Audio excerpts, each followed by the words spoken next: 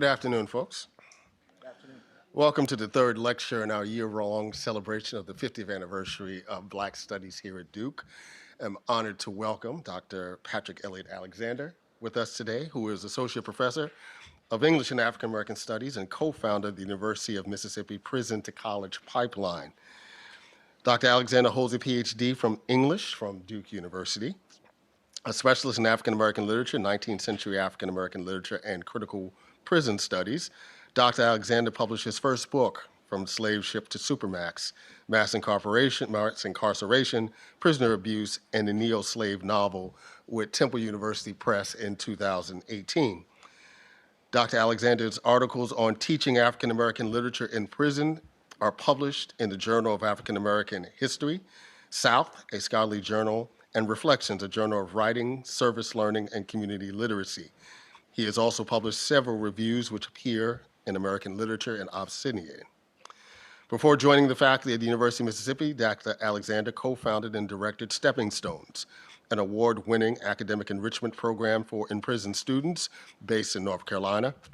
Through Stepping Stones, he designed and taught 5 college preparatory seminars in African American literature for imprisoned men in the Orange Correctional Center in Hillsborough, North Carolina. As a faculty member at the University of Mississippi, Dr. Alexander has co-founded the Prison to College Pipeline program with Dr. Otis W. Pickett, Assistant Professor of History at Mississippi College. The timing, the situation that I describe is unfortunate because we just witnessed the passing of Ernest Gaines, but we are fortunate to have Dr. Alexander here with us today to put Ernest Gaines' legacy and other things in perspective. Thank you. Welcome. Let me begin by just saying thank you.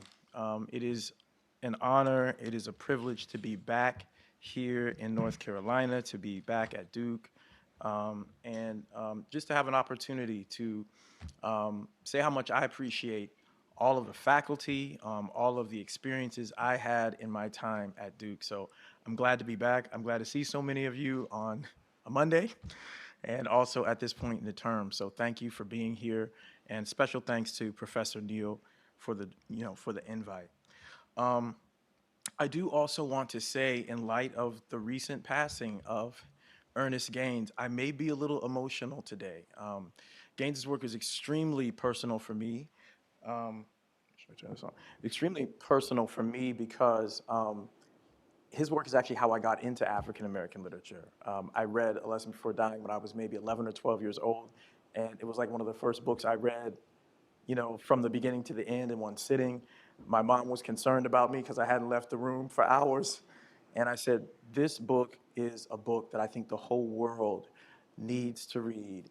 It has been a book that has followed me everywhere. So I may be a little bit emotional today, but I hope that we all can understand the incredible impact that Ernest Gaines has had on not just literature, but our lives. And so you may experience some of that with me today. A little bit of framing context for the actual talk. The talk comes from, it's derived from a chapter of my recently published book, From Slave Ship to Supermax, Mass Incarceration, Prisoner Abuse, and the New Neo-Slave Novel. So I'm very much interested in that text, how we might think about this book as a new neo-slave novel. Many people associate the autobiography of Miss Jane Pittman as a neo-slave narrative, but I'm arguing if we think about the continuities between slavery and imprisonment as they are actually depicted in this book, I think we also see the neo-slave narrative extending to this text. One other point of context is that I teach in the prison system. As was mentioned in the biography, while I was a graduate student, I began work with a program called Stepping Stones that I was able to co-found with the Orange County Literacy Council. I see Professor Lubiano. I took an amazing class with her called Teaching Race, Teaching Gender. And it was out of that class, we had an assignment. Pay attention to assignments for everybody who's here who are students. They will change your life. We had an assignment where we had to really think about what is teaching significantly mean for us? And at that time, I was just thinking about a community that I saw that wasn't getting reached, and it was incarcerated folks. So out of that class experience, also out of kind of visiting with a number of individuals in prison. I found out that UNC did have a correctional educational program, but a lot of the folks who were in that program were not really succeeding, or they weren't performing at the level they wanted to perform. So I created a bridge program. I met with folks at Orange Correctional Center, that's in Hillsborough, about maybe 20 minutes from here. And I kind of had a lot of free reign. I asked students, what types of things are you interested in reading, and what types of skills do you want built? A lot of students were interested in American and African American literature. A lot of students were interested in this book. And so I want it understood that even as I am talking and sharing with you this evening, my critical understandings of Ernest Gaines are deeply shaped by incarcerated students like LaJohn Holland pictured here. And he shared some of his thoughts on this book in a Duke News story. So if you want to check that out, way back in 2007, there's a bit of perspective that he gives on this text. My perspective is also shaped by an emerging field called critical prison studies. And I'm glad I can say this here because Angela Davis came here 3 times while I was here. You know, usually I have to explain to people that that isn't Photoshopped, but you guys know that wasn't Photoshopped because she kept coming here. She probably still coming here. She probably just makes a round every couple of years. I saw Angela Davis every time she came here. I did not miss out on the opportunity. And on this particular occasion in 2012, she's actually signing a book. It's her book. It's her autobiography for incarcerated students at Orange Correctional Center. And quite movingly, she signed it for my brothers.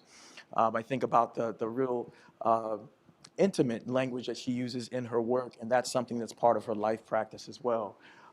For today, I think it's important to understand that she's written one of the sort of landmark books when we think about critical prison studies, Are Prisons Obsolete, right? And so I'm thinking about her work. I'm also thinking about the work of another scholar who came here in 2009, actually one of her STAR graduate students, Dylan Rodriguez. He has a book that came out in 2006 called Forced Passages, Imprisoned Radical Intellectuals in the U.S. Prison Regime, and it has been an extreme, source of insight for many scholars, and I think many will say that he took what Angela Davis put forward and opened it up for the field.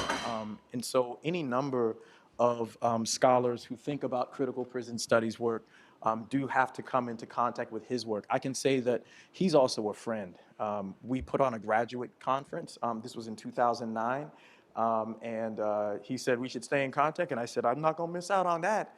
And he came to a conference. I've been able to do a couple conferences at the University of Mississippi called Rethinking Mass Incarceration in the South. He came to the very first one, gave a stirring keynote. He blurbed the back of my book.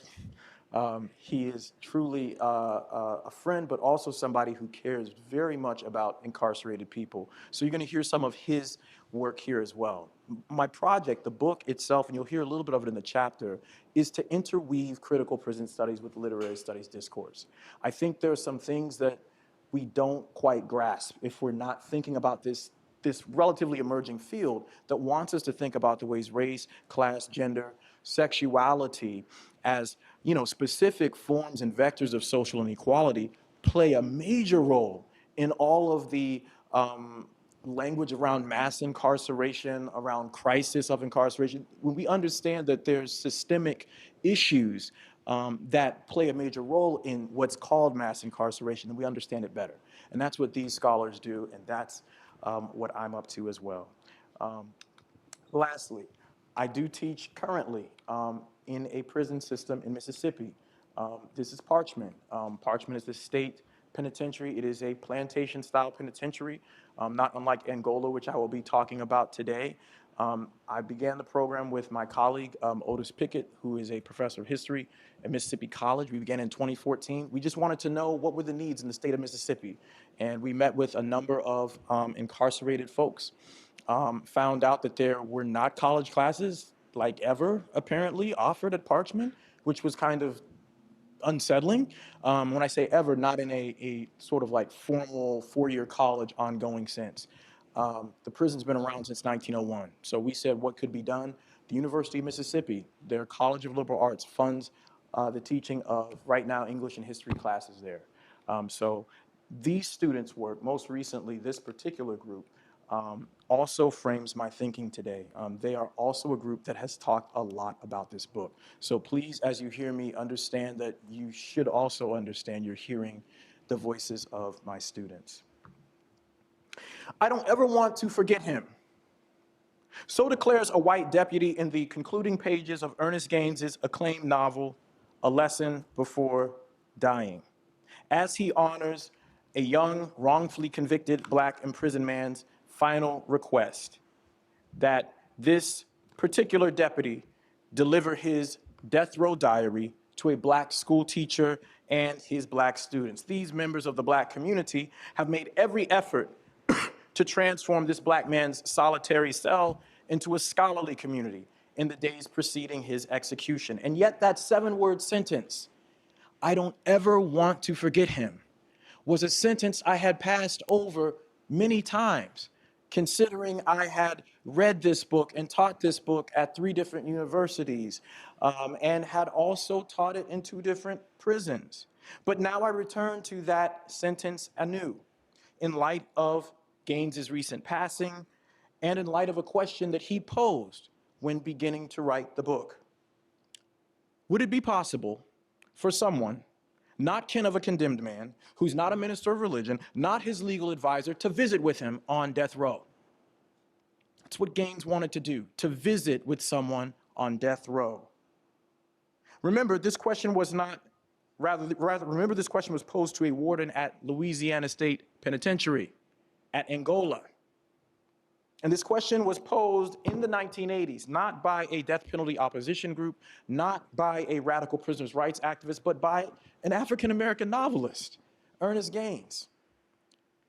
On at least 2 occasions while writing A Lesson Before Dying, winner of a National Critic Book Circle Award in 1993, Gaines requested that Angola personnel grant him the opportunity to meet with a death row prisoner. His requests were denied.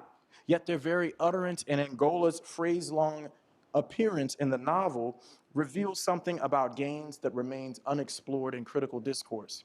And that's how his fiction emerges from and responds to an increasingly punitive and abusive criminal justice system. Now, while literary scholars like Herman Beavers rightly remind us that Gaines has consistently denied having an interest in writing protest fiction, I do hold there's something decidedly political about Gaines asking these questions. At one level, Gaines's insistent request to visit a man on death row while writing his most acclaimed work bespeaks his understanding that men on death row are human beings. They're human beings that deserve to be heard. They're human beings that have stories that deserve to be heard in free society.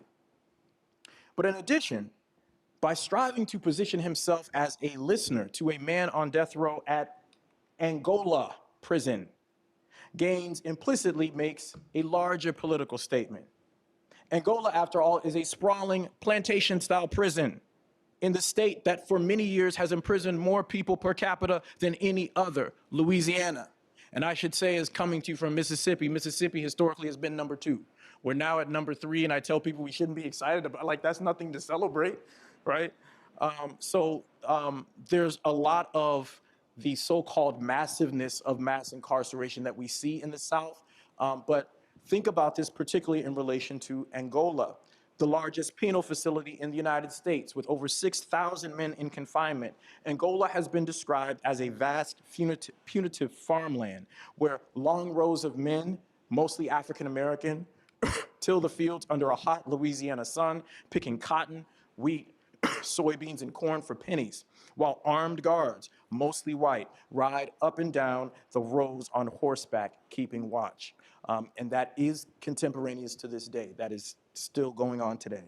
The literary critic Dennis Childs has called Angola a fully operational 18,000 slave plantation, 18,000 acre slave plantation, a place that first began converting black men, women, and children into chattel in the early 19th century, and a geography that continues to perform such mass inhuman confinement today. Numerous scholars, activists, and even former occupants of Angola attest that it is one prison where there's no question that the economic exploitation, the political repression, sexual violence, and racial terror that were so central to the disciplinary logic of slavery persist in the contemporary epoch. And here we might think more recently of work by members of the Angola Three, African-American men who helped to found what was believed to be the first Black Panther Party chapter inside a prison, certainly the first one inside Angola's prison in the 70s. These men, Robert Hillary King, Herman Wallace, and most recently released Albert Woodfox, were called the Angola Three.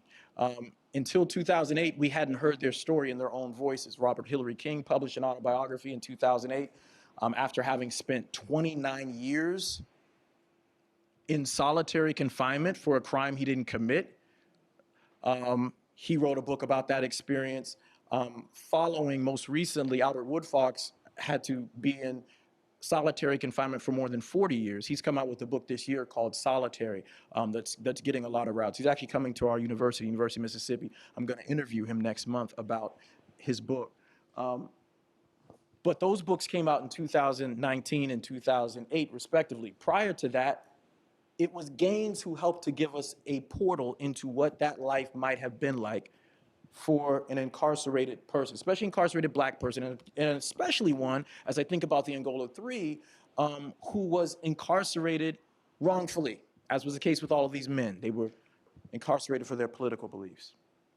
My point is that the fact that Gaines would repeatedly strive to meet with a condemned man or any condemned man at Angola reflects a particularly revivifying remembrance of their humanity. It's an affirmation that men confined at Angola have voices and have lives that matter. My fascination with this more political dimension of Gaines' A Lesson Before Dying can be traced to the relatively small body of criticism that has considered the novel's potential for social transformation by way of a death row diary written by its protagonist, Jefferson. Jefferson, the main character, is a nearly illiterate young Black man who has been unjustly charged, wrongfully convicted, and sentenced to death in Jim Crow, Louisiana, where in 1948 he combats Supermax-like confinement and premature death in a fundamentally racist criminal justice system. Now, my chapter on Gaines's novel in my book revisits the Jim Crow era justice system in the novel in the mass incarceration context of its release. Remember, this is a book that's published in 1993, even though it's looking back at 1948.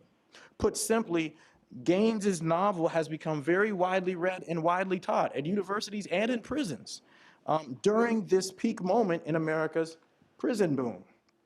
During this moment in which reports of prisoner abuse have soared from within a profit-driven system of social isolation responsible for the punitive confinement of 1 in every 99 US adults and more Black men than had been enslaved in 1850. As such, it's my contention in this particular novel, A Lesson Before Dying, that Gaines, through his depiction of an astute, imprisoned critic of the criminal justice system, introduces to African-American fiction what Dylan Rodriguez has described as an imprisoned radical intellectual in critical prison studies discourse. By revisiting the largely unexplored but extensive process that Ernest Gaines went through to create Jefferson, I make the case that Gaines's novel amplifies the voices of a growing body of intellectuals behind bars. These imprisoned radical intellectuals are men and women who expose and oppose slavery's vestiges in the criminal justice system, vestiges that show up in the form of racist ideology and capitalist greed, but also in practices such as the criminalization of Blackness, racial profiling, racial bias, racist courtroom practices, racist sentencing practices, state violence, prisoner abuse, torture, capital punishment, and premature death. I think it's important to understand the novel in this way because in many ways, it is a novel that has been, I think, slightly misread. There's an overemphasis on certain aspects of the first chapter of this book. I'm just curious, by show of hands, how many people have read A Lesson Before Dying in here? Okay, all right.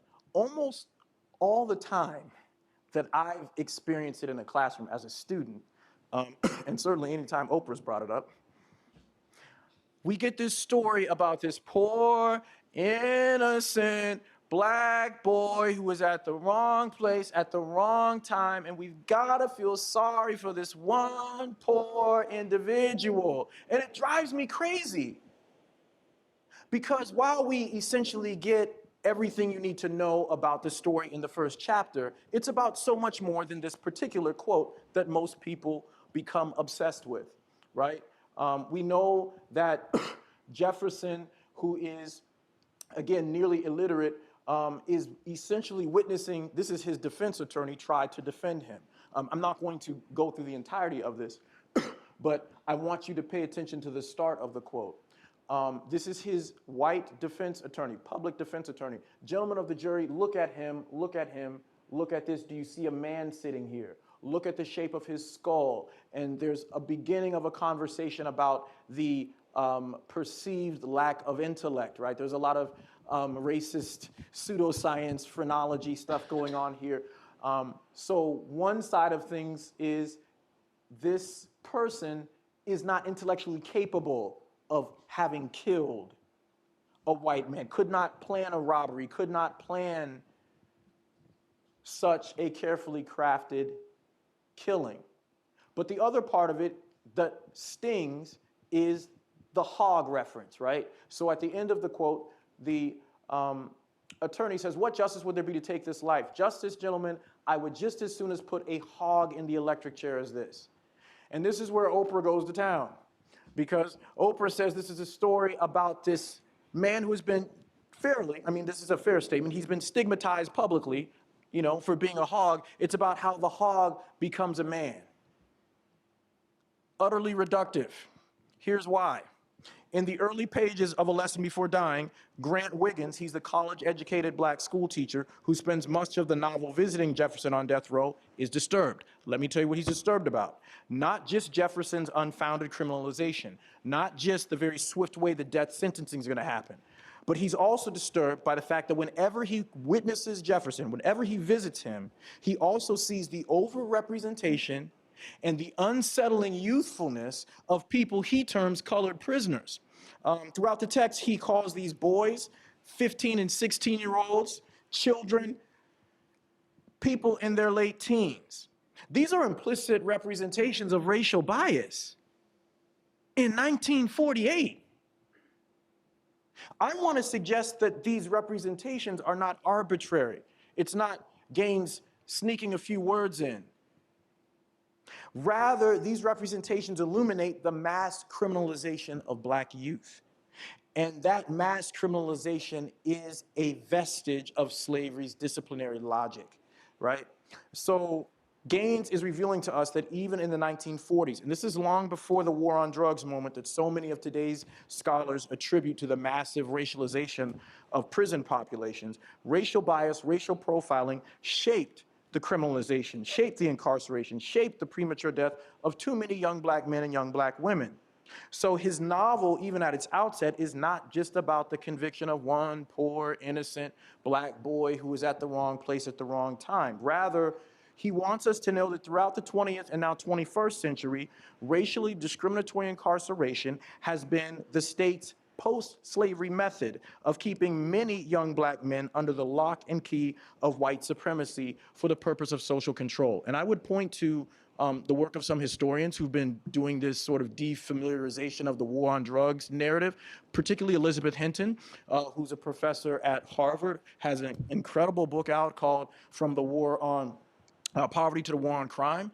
And she actually looks at the policy, this is pre-Nixon, pre-Reagan, you know, of so-called liberal, so-called civil rights presidents. I'm talking about Kennedy, I'm talking about Lyndon Baines Johnson, who set up policies that actually targeted young black boys and young black girls, right, in ways that we would ordinarily just attribute to, you know, the Republican Party, right?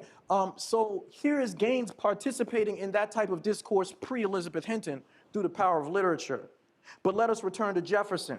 To add justice system insult to the many forms of Jim Crow society injury that Jefferson endures, his swift trial, conviction, and execution collectively constitute a lynching.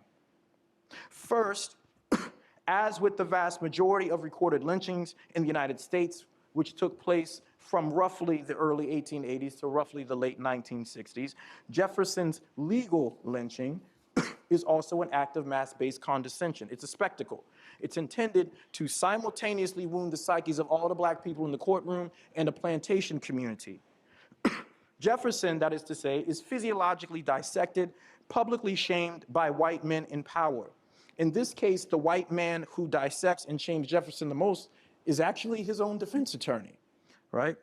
But I want us to pay attention to the fact that not only is Jefferson entered into court records as Hogg by his defense attorney, also in classic lynching fashion, his purported manhood is refuted and ridiculed, held up in mockery before the eyes and ears of a majority white crowd, an all-white, all-male jury. In the courtroom scene that frames the entire narrative, Jefferson's attorney says this, and this is a bit beyond what you see on the screen. Gentlemen of the jury, look at this boy. I almost said man, but I can't say man. Oh, sure, he's reached the age of 21 when we civilized men consider the male species has reached manhood. But would you call this a man? No, not I. I would call it a boy and a fool. He does not even know the size of his clothes or his shoes. Mention the names of Keats and Byron and Scott and see whether his eyes will show even a moment of recognition. Gentlemen of the jury, this man planned a robbery? Oh, pardon me. I surely did not mean to insult your intelligence by saying man. Would you please forgive me for committing such an error? I recall from my reading of this passage, both here and moments ago, that Hogg is not the only stigmatizing label that Jefferson's attorney pins on him. I'm interested in other terms like boy and fool and it and a cornered animal and others that I have not discussed that show up. Maybe some of you have paid attention to this in your readings. A thing that acts on command, a thing to hold the handle of the plow, a thing to dig your bales of cotton, a thing to dig your ditches, chop your wood, pull your corn. In other words, even as Jefferson's own defense lawyer publicly humiliates him, he also reminds listeners that Jefferson is serviceable. He is serviceable to those men the state recognizes as human. This is where the defense is, right? By defining Jefferson as a thing designed for the specific capitalistic benefit of Southern white gentlemen in the courtroom, a thing to dig your ditches, chop your wood, pull your corn, Jefferson's attorney reminds everybody in the courtroom that Jefferson is not only not human or a hog, but he's also a post-slavery slave. If kept alive, he is a good source of exploitable, controllable labor. This is what Oprah missed. Of course, there's the lawyer's obvious racist employment of the phrenology theories that we might think about from the 19th century, reverse anthropomorphism. But also I want to be attentive to the extrajudicial harm, the racial terror so characteristic of lynching, which are manifested in an interesting way. It's in the court's neglect of Jefferson's Sixth Amendment rights to an impartial jury, and a number of other rights violations. Culminatingly, his subjection to death before a crowd of jeering whites. And I should note, some among that crowd tell their children that the state is, and this is the novel's language, preparing to put an old bad nigger away. So this literally takes us to the type of environment or culture that we might think about in the context of lynching. But I would also say if we take a step back further and think about the work of someone like Frederick Douglass, who laments, mind you, the, I can't really say it was extra legal, but the killing of a man named, an enslaved person named Demby in the early pages of his text, and how that is upheld as what we would today call a justifiable homicide. This stuff is rooted in slavery, right? Jefferson's reluctant but routine visitor, Grant Wiggins, is incensed as he reflects on the very predictable nature of Jefferson's trial and verdict and their relation to the racialization of incarceration and premature death in the Jim Crow South. This is what Grant says. 12 white men say, a black man must die. Another white man sets the date and time without consulting one black person. Justice? They sentence you to death because you were at the wrong place at the wrong time with no proof that you had anything at all to do with the crime, other than being there when it happened. Yet 6 months later, they come out, unlock your cage, tell you, we, us white folks, all have decided the time is now right for you to die because this is the convenient date and time. Well, Jefferson offers his own embittered commentary on this. During one of Grant's early visits, confined to an all-black section of a jail housed in a courthouse, externally arrayed with Confederate flags and a Confederate statue, Jefferson articulates with distressing precision how the jail's environment of racial intimidation and squalor only exacerbate the reality of his unjust sentence. These are some of Jefferson's words. I'm an old hog. Humans don't stay in no stall like this. I'm an old hog. Now, truth be told, and this is where my curiosities get going with what may have been in Gaines's mind, Jefferson is warehoused in conditions that call to mind contemporary Supermax prisons and the practice of indefinite solitary confinement. I actually have Rikers up here because Rikers, I just want to clarify, is a jail. Jails are pretrial sites of confinement, but solitary confinement is most definitely practiced in jails, and it is done to break people. All right, when Martin Luther King Jr. wrote the letter from Birmingham jail, for at least a 24-hour period, he was put in solitary confinement because the guards wanted to break him. And in a larger sense, the city of Birmingham wanted to break him. Has anybody in here seen the film 13th, the Netflix documentary? Okay, so in that particular documentary, there's a young man by the name of Khalif Browder, right, who was locked up in Rikers and locked up for a crime he didn't commit. He was a boy at the time. Aside from being abused by both guards and other incarcerated men, he was also held in a space like this, which is roughly 6 by 9, okay, for indefinite amounts of time. I mean, it's never good to be in a space like this, but what's also pernicious is not knowing how long you're going to be there, okay? He's ultimately released after 3 years, right? And those who know the story as it comes up in 13th, it's not long after that. Though there's a settlement, though there's some money that he gets as compensation for what was done to him, he takes his own life. Maybe a year or so later. Solitary confinement messes up your mind. This is the type of space that Jefferson was in. And again, these spaces are not 1948 spaces. Closer to where I am at Parchman, there are spaces like this. Currently, this particular unit, Unit 32, has been shut down. Unit 32 was the Supermax unit. And again, Mississippi has these weird ways of celebrating things that happened in 2010 because the ACLU pushed the then commissioner, that commissioner is actually now in prison, pushed the then commissioner to make these changes. But the practice of solitary confinement still goes on, right? So you can shut down the Supermax, but still have folks locked up 23 and a half hours a day, being fed through slots, right?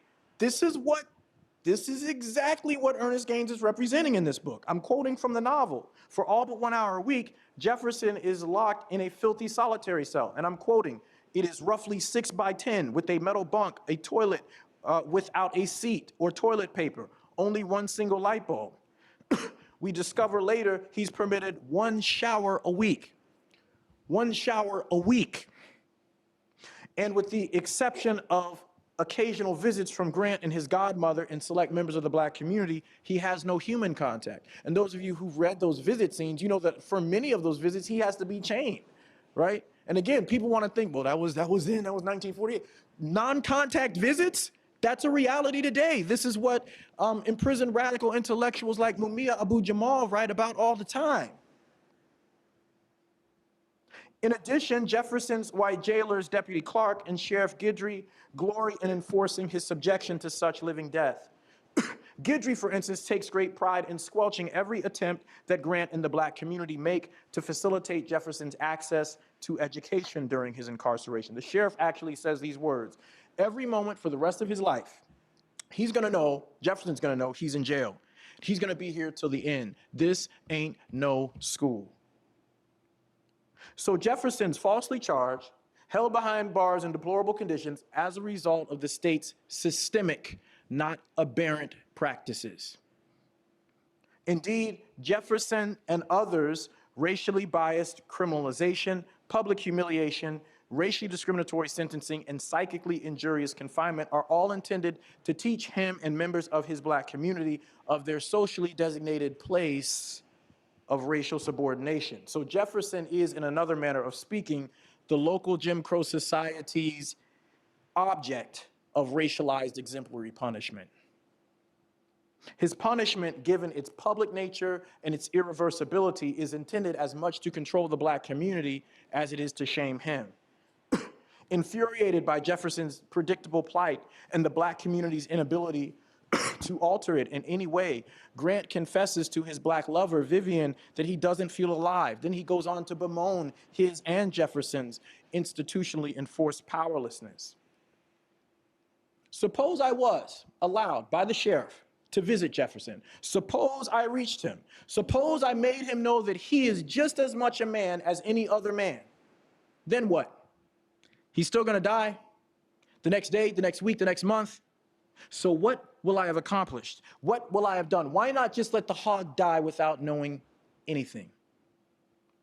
From this angle, the racist presumption of guilt, wrongful conviction, solitary confinement, state-sanctioned premature death that Jefferson confront constitute what I theorize throughout my book as slavery's vestiges in the criminal justice system, residual tools of discipline from the institution of slavery. And again, we would do well to think of the film 13th. We understand the title comes thinking about the 13th Amendment, for which we know there's that intentional exception clause, right? That slavery is both rescinded and reinstated at one and the same time.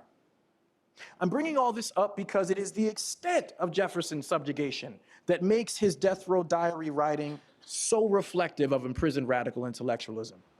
In his groundbreaking work on the subject, Dylan Rodriguez argues that imprisoned radical intellectuals represent a distinct lineage of writers and social theorists and creative expressionists who are, in his words, politically constituted by the contemporary prison's regime of bodily immobilization and bodily disintegration. They're also pedagogically minded. These are people who view prison as a largely concealed terrain of struggle.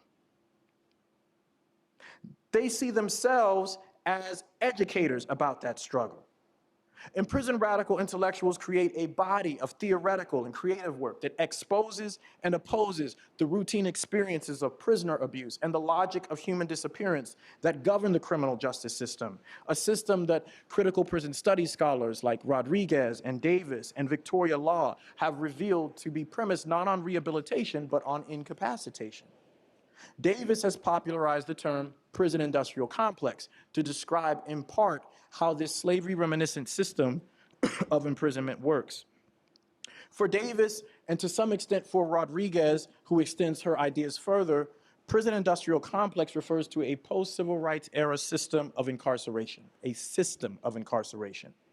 The system is premised on racist ideology, on profit-driven social isolation, on racial profiling, discriminatory sentencing practices, political repression, state violence, sexual abuse, medical neglect, corporate greed, educational deprivation, and the increasingly privatized warehousing of black and brown and poor and mentally ill folk in all types of spaces. As Rodriguez argues, imprisoned radical intellectuals wage political war against the prison industrial complex. They affirm the humanity of incarcerated people by creating and distributing their own corpus of art, literature, and theory amid the prison's deployment of various forms of harm. Now, whether they are high-profile figures like George Jackson, Angela Davis, Assata Shakur, or Mumia Abu-Jamal, or less widely known activists, from Rodriguez's standpoint, all imprisoned radical intellectuals conceptualize police intimidation, criminalization, incarceration, and prisoner abuse as interrelated experiences of social control that intensify the political and pedagogical force of their body of work. And I do want to lift Rodriguez's own words in describing this.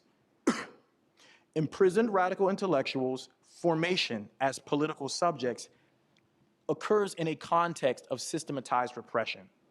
It is that context that forces them to map out new cognitive territories in which ways of knowing, feeling, and living the experience of unmediated state violence actually creates new spaces and political trajectories of dissent and radicalism.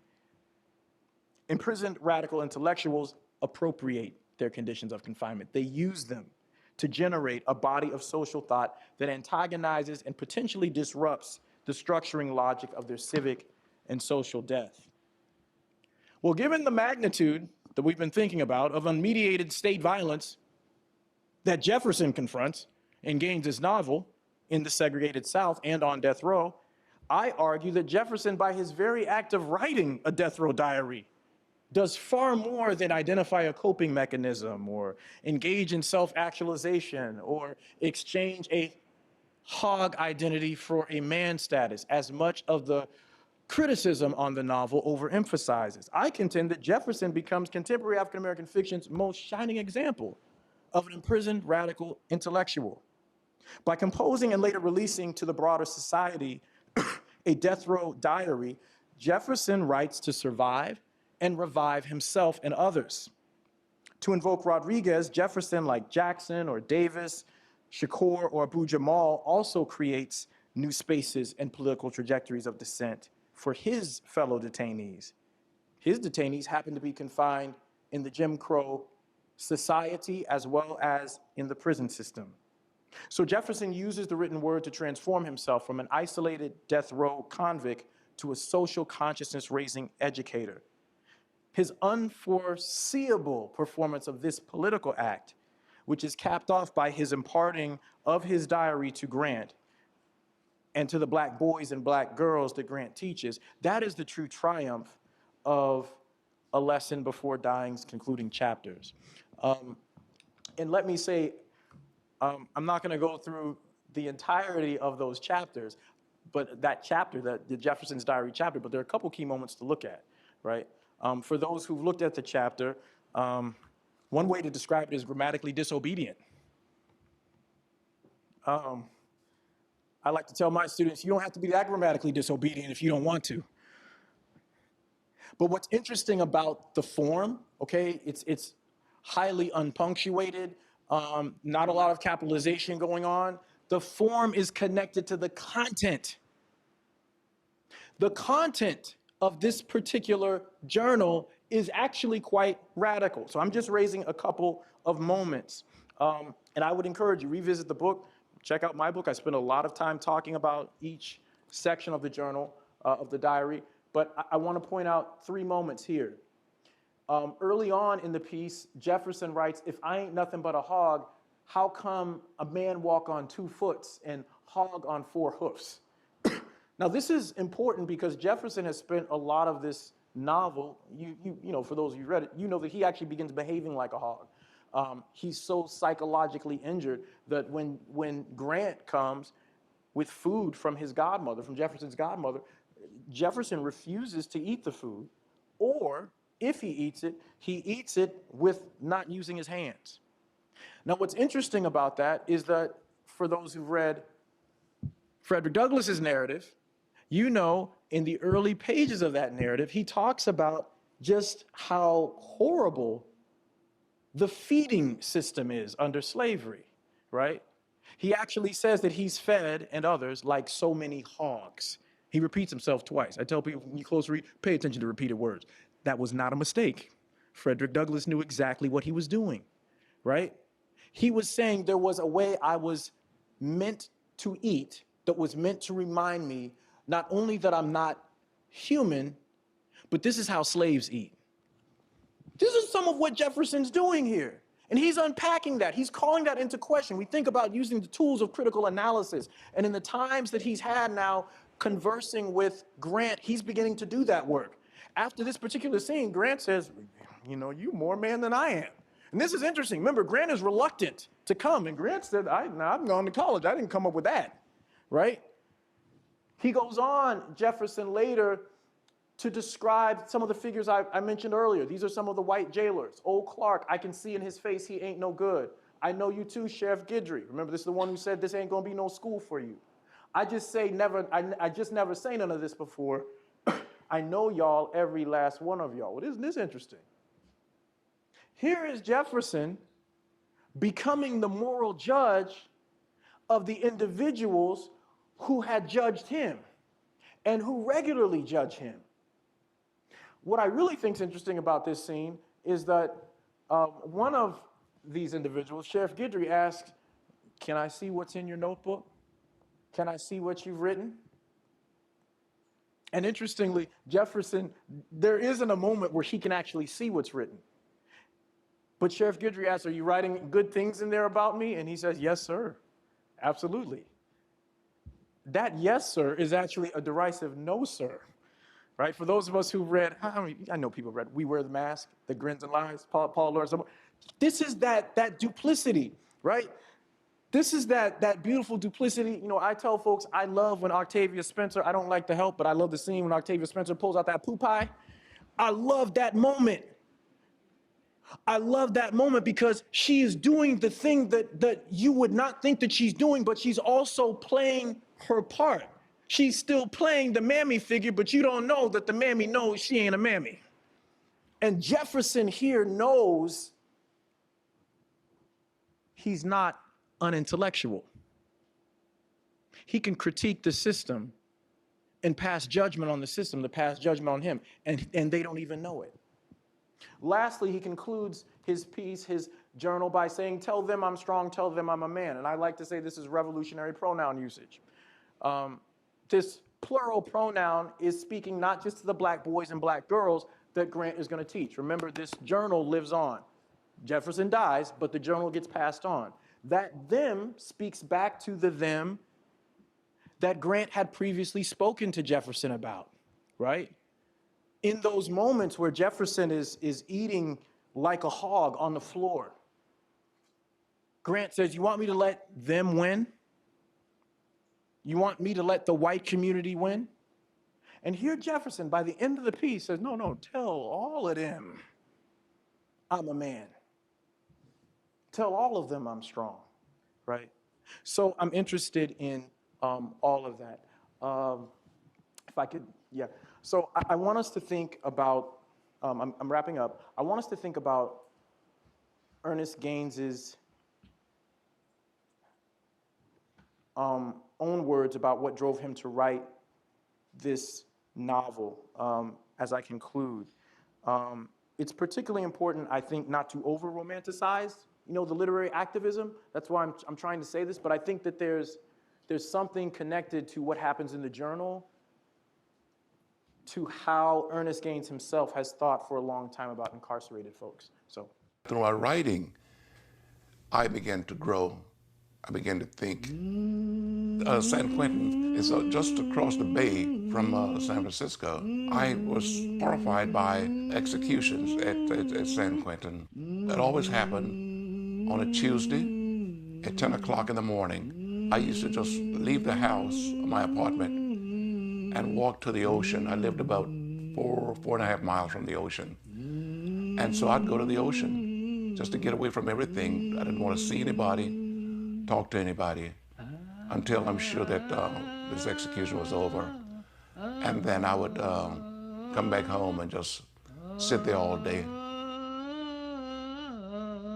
And I think this is what drove me to writing A Lesson Before Dying, because of these nightmares and nightmares about execution. What did a person go through that week before, the day before, the night before he was to die? What was in his mind?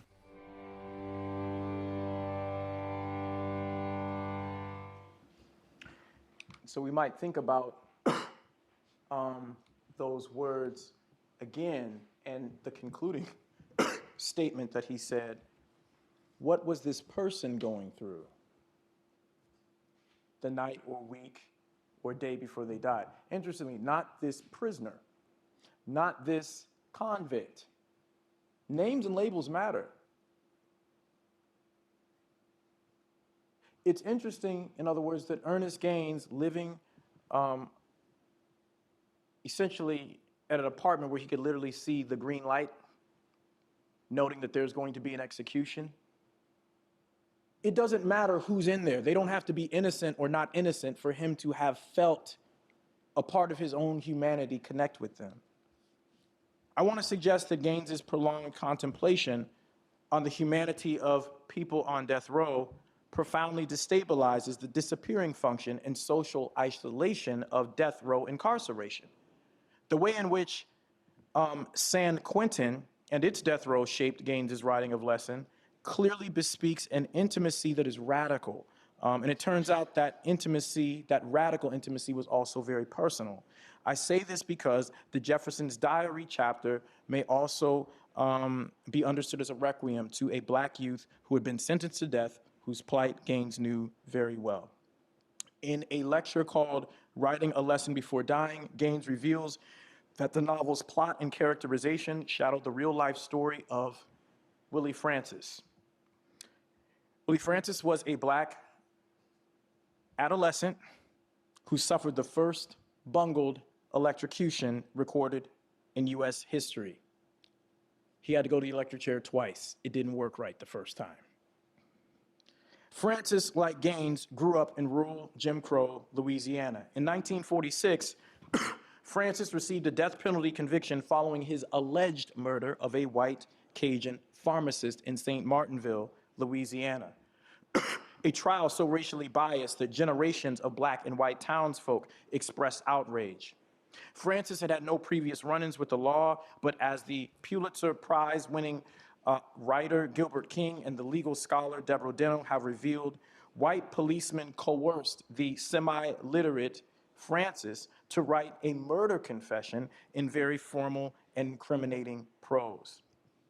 In lieu of fingerprints, in lieu of a weapon, in lieu of biological evidence, Francis' forced confession was what was used to convict him. And this is despite his obvious near illiteracy. Francis was very swiftly sentenced to death. He endured the torment of a failed electrocution. When the state ruled that Francis would have to face execution a second time, he appealed all the way up to the U.S. Supreme Court. He battled, he battled, he battled. Unfortunately, unsuccessfully so. He and his legal team had argued these were constitutional violations. Whether he was innocent or guilty of the previous crime, double jeopardy and cruel and unusual punishment were happening. Francis's case did make national headlines. It turned a lot of hearts. But unfortunately, the publicity did not release him from having to face another electrocution. On a more positive note, Francis, with the help of a sympathetic prison visitor named Sam Montgomery, published a pamphlet called My Trip to the Chair, which is his personal account of his disturbing experience with having to go to the electric chair and having lived after it. It also provides a bit of critique, and I write about this in my work, Critique of the Justice System. That particular pamphlet was published just months before he was sent to the chair again for his final fatal execution. That execution happened a year and 5 days after this photograph was taken, of course, with, "Of course, I'm not a killer," his own words written on the wall. In his Writing a Lesson Before Dying lecture, Gaines reveals just how well he remembers Willie Francis and the systemic racial injustice that led to his murder charge, his death sentence, and his 2 electrocutions. Although Gaines avoids using Francis's name, he acknowledges that while he was in the beginning stages of writing A Lesson Before Dying, a colleague gave him material on Francis's case, and the material deeply unsettled him. The material deeply touched him, and it also deeply shaped his characterization of Jefferson. I want to raise Gaines's words because they're pretty powerful. That particular case appeared very familiar to me. It happened only a few miles away from where I was now teaching, and no more than 70 miles from where I actually had grown up. Most of my previous stories take place in this area. Though the stories are different, I use some of the information from each case, from the case. Both young men are black, both are nearly illiterate, both were involved in the murder of a white man. No defense witnesses were called in either case. Only white men served on the juries. Now, though there's no evidence to date indicating that Gaines actually knew Francis personally, it's clear from his lecture that he connected to Francis's story in a very personal way. As black male teenagers in Jim Crow, Louisiana, where white supremacy rendered all black people of all ages prime targets for criminalization, incarceration, and execution, Gaines later intimated that he could have actually suffered Francis's plight. In Gaines's own words, the case definitely could have happened in the parish I grew up. Thus, while writing A Lesson Before Dying, Gaines's extended reflection on the prisoner abuse experience of Francis, the death row terrors of San Quentin's condemned men, helped him, a writer in free or so-called free society, establish a bond of genuine connection with death-bound populations in the withdrawn world behind the razor wire. So what does all this mean? What does all of this mean? It means that Ernest Gaines merged his love of fiction with his love of the overlooked humanity of people imprisoned on death row. It means that in the very process of writing A Lesson Before Dying, Ernest Gaines was grappling with questions that have shaped contemporary critical discourse on imprisoned radical intellectuals, while also honoring the dispossessed voices of human beings confined in death row cells. Jeffersons Diary, in other words, affirms the humanity of Gaines's fictional black community as much as that of the actual condemned men whose literary practices Gaines has long been determined to honor. Thus, in that Jeffersons Diary chapter of A Lesson Before Dying, we have an opportunity not only to witness Gaines make prose sing. If we study the chapter closely enough, we also have an opportunity to recognize Gaines's revivification of death row intellectuals and their voices. Thank you.